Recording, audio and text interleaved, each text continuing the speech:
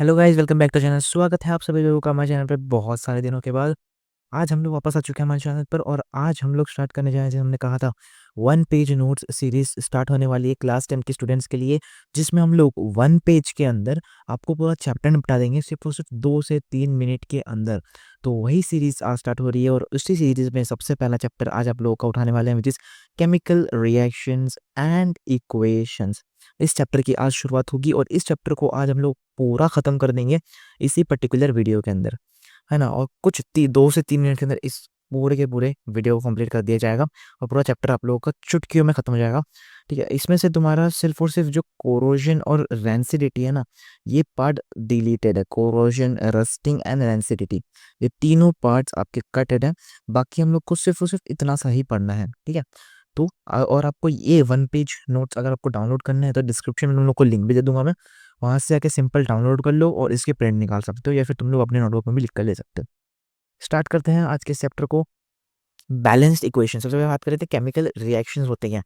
जबकि जब दो केमिकल्स, ठीक है, जब दो केमिकल्स मिलते हैं, जब दो केमिकल्स रिएक्ट करते हैं एक दूसरे के साथ, ठीक है, और जब एक कोई नया केमिकल फाउंड होता है उन दो केमिकल की मदद से, ठीक है ना, तो वो केमिकल जो फाउंड होता है उसको मतलब प्रोडक्ट कहते हैं। लेकिन जो जिस रिएक्शन से वो फाउंड हुआ ना, वो उस रिएक्शन को हम लोग केमिकल रिएक्शन कहते हैं। ठीक है, मतलब केमिकल से दो केमिकल्स उन दोनों ने रिएक्ट किए, मतलब क्या हुआ, उन लोग का रिएक्शन हुआ और उनके रिएक्शन से क्या बना, एक न्यू केमिकल, एक न्यू प्रोडक्ट बना।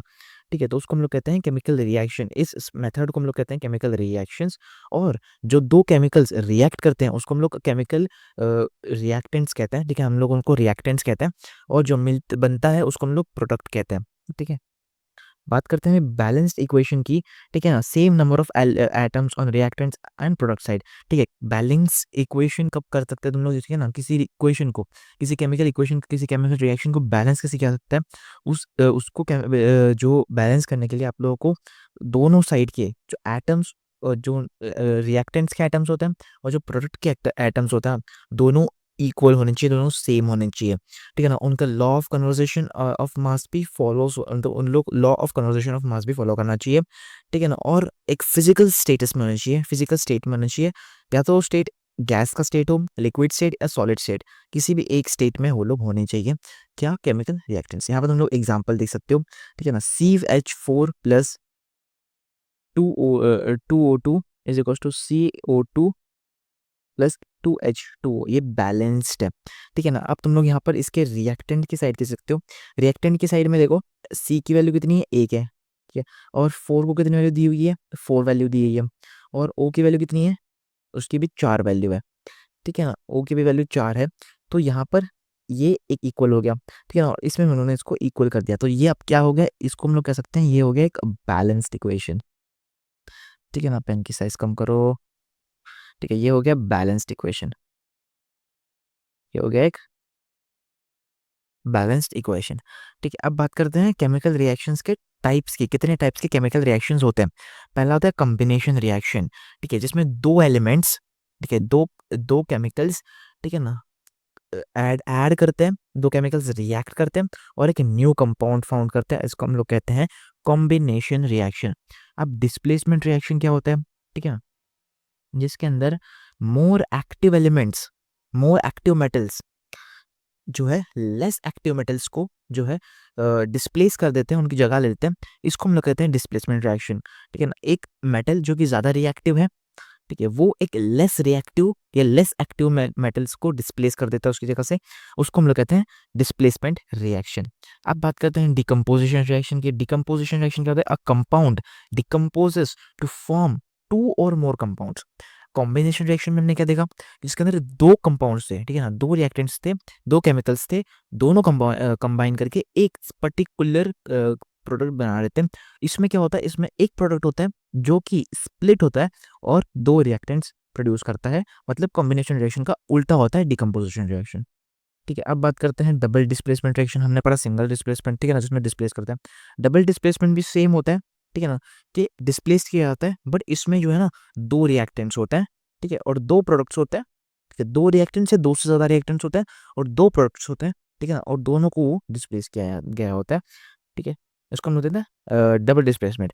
फिफ्थ आता है एक्सोथर्मिक, जिसके अंदर हीट रिलीज की जाती है। ठीक है, ऐसा ऐसा कोई रिएक्शन जो रिएक्ट होता है, ठीक है, और उसमें हीट रिलीज करी जाए, इसको हम लोग कहते हैं एक्सोथर्मिक। एंडोथर्मिक क्या होता है? एंडोथर्मिक जिसके अंदर हीट एब्जॉर्ब की जाती है। ऑक्सीडेशन मतलब जिसके अंदर ऑक्सीजन जो है ऐड की जाती है, और H2O जो है, सॉरी H2 जो है हाइड्रोजन जो है रिमूव किया जाता है। रिडक्शन के अंदर हाइड्रोजन ऐड किया जाता है और ऑक्सीजन रिमूव किया जाता है।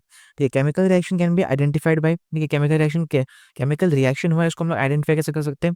ठीक है, या तो हम लोग उस केमिकल की स्टेट चेंज हो जाती है, उसका कलर चेंज हो जाता है, ठीक है ना, उसके गैस इवोपरेट होने लग जाती है, ठीक है ना, उसका टेम्परेचर जो है चेंज होता है, और प्रेसिपिटेट फॉर्म्स होता है।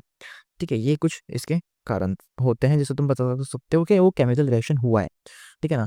इलेक्ट्रोलाइटिक व्हेन डिकम्पोजिशन कैरिड, ठीक है ना, जिसको हम लोग कहते हैं इलेक्ट्रोलाइटिक होता है।